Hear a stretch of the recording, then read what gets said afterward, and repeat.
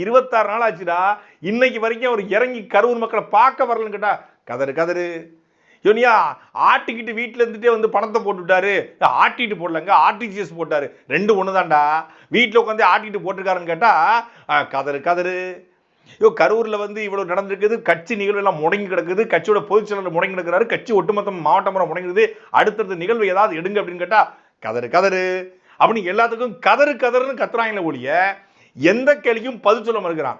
26 நாட்களா ஒரு கட்சி இன்ஆக்டிவ் மோடுக்கு போயிருக்கு, எந்த விதமான செயல்பாடும் இல்லை, தமிழ்நாட்டில் எவ்வளவோ பிரச்சனை நடந்துகிட்டு இருக்கு, அதை பத்தின எந்த கவலையும் இல்லாம நேரடியா அவர் வந்து எலெக்ஷன் கேம்பெயினுக்கு வந்துருவாரு.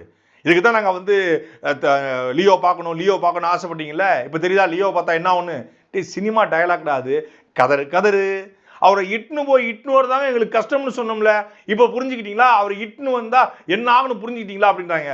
டேய், ஒரு அரசியல் கட்சி தலைவர்னா மக்களை சந்திக்கணும், மக்களோட பேசணும், மக்கள் பிரச்சனைகளை பார்க்கணும் அப்படின்னா கதறு கதறு அப்படி எல்லாத்துக்கும் கதறு கதறுன்றாங்களே ஒழிய எந்த கேள்விக்கும் பதில் சொல்ல மறுக்கிறாங்க.